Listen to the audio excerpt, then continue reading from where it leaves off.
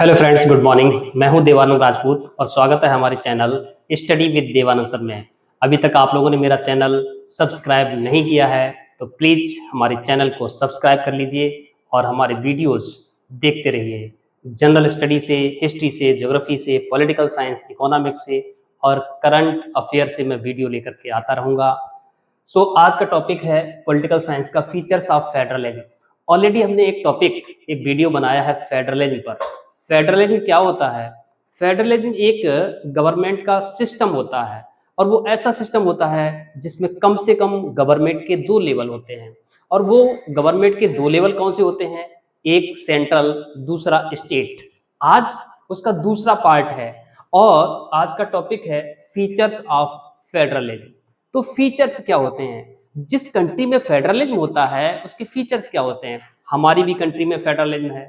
हमारी कंट्री भारत में federalism system हम अडॉप्ट किया है और उसमें हमारे यहाँ पर दो नहीं, हमारे यहाँ पर तीन लेवल हैं गवर्नमेंट के। पहला सेंट्रल, दूसरा स्टेट और तीसरा लोकल गवर्नमेंट, जिसको हम कहते हैं डिस्ट्रिक्ट गवर्नमेंट, जिला पंचायत। ओके, तो इसके फीचर्स क्या होते हैं? पहला फीचर्स होता है टू और मोर लेवल। कम से कम दो लेवल होने चाहिए, कम से कम, नहीं तो दो से ज्यादा हो सकता है। जिसकी जैसी पॉपुलेशन, हमारी पॉपुलेशन ज्यादा है तो हमने 3 लेवल बना लिए हैं। जिनकी पॉपुलेशन कम है उनके 2 लेवल हैं और जिनकी पॉपुलेशन बहुत कम है उनका केवल 1 लेवल होता है। जब 1 लेवल होता है, ध्यान रखिए, जब 1 लेवल होता है सेंट्रल गवर्नमेंट, उसको हम फेडरलिज्म नहीं कहेंगे, तो फिर उसको क्या कहेंगे?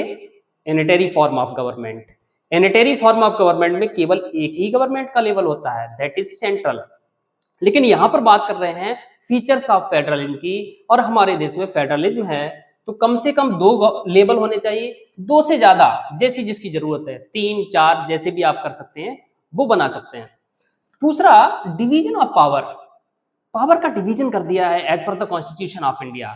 सेंट्रल गवर्नमेंट का पावर अलग है, स्टेट गवर्नमेंट का पावर अलग है और हमारे देश में लोकल गवर्नमेंट के पास लगभग कोई पावर नहीं है, क्योंकि लोकल गवर्नमेंट डिपेंड करता है स्टेट गवर्नमेंट पे। थर्ड है supremacy of constitution, that is very good. ये बहुत अच्छी चीज है हमारे देश में। सुप्रीम पावर किसके पास है? Constitution of India. हमारे देश में भारत का संविधान सर्वोपरि है, सुप्रीम पावर रखता है। उसके अकॉर्डिंग कोई भी गवर्नमेंट का सिस्टम हो, कोई भी इंस्टीट्यूशन हो, कोई भी लीडर हो, कोई भी पॉलिटिकल पार्टी हो, अकॉर्डिंग टू कॉन्स्टिट्यूशनल लॉ वैसे ही चलना पड़ेगा। नेक्स्ट है इंडिपेंडेंट जुडिशरी। ये भी बहुत अच्छा फेडरलिज्म का फीचर है कि जो जुडिशरी है, जिसको हम कहते हैं जजेस, supreme court, high court, district court, court के पास जो पावर है वो इंडिपेंडेंट है। हमारे देश का supreme court on the behalf of constitution of India, जो राष्ट्र के हित में होगा, देश के हित में होगा, संविधान के अनुसार कोई भी डिसीजन लिया जाएगा और उसको इंटरप्रिटेशन करने का भी राइट सुप्रीम कोर्ट होता है। सुप्रीम कोर्ट उसका इंटरप्रिटेशन कर सकता है।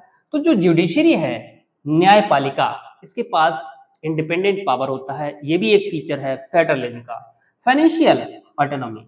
फाइनेंशियल ऑटोनॉमी का मतलब होता है जो रेवेन्यू कलेक्शन है, सेंट्रल गवर्नमेंट का सेपरेट है, स्टेट गवर्नमेंट का सेपरेट है, डिस्ट्रिक्ट गवर्नमेंट के पास भी सेपरेट है, बट डिस्ट्रिक्ट गवर्नमेंट के पास बहुत कम रेवेन्यू आता है, उसके टैक्सेस कलेक्शन बहुत कम होते हैं। सबसे ज्यादा टैक्स सेंट्रल गवर्नमेंट का होता है, उसके बाद स्टेट गवर्नमेंट का होता है, और स्टेट गवर्नमेंट, सेंट्रल गवर्नमेंट दोनों से थोड़ा थोड़ा पावर दे दिया जाता है लोकल गवर्नमेंट को, और ये दोनों मिलकर के लोकल गवर्नमेंट को फाइनेंस भी देते हैं डेवलपमेंट के लिए, इंफ्रास्ट्रक्चर डेवलपमेंट के लिए, विकास कराने के लिए। प्रधान लोकल लेवल पे आपने देखा होगा रूरल एरियाज में, उनके पास अपना कोई बजट नहीं होता है, डिपेंड करते हैं वो स्टेट गवर्नमेंट पर। तो आज का टॉपिक बहुत ही इंटरेस्टेड रहा। ये फीचर्स हैं फेडरलिज्म के, और भी बहुत सारे फीचर्स हैं। रोल ऑफ अपोजिशन होता है, अपोजिशन लीडर होता है। हमारे यहाँ पर बहुत सारे ऐसे प्रोविजंस हैं जो फेडरल फीचर का एक पैटर्न रिफ्लेक्ट करते हैं, और ये बहुत अच्छा पैटर्न होता है गवर्नमेंट का, बहुत अच्छा सिस्टम होता है federalism. So thank you friends.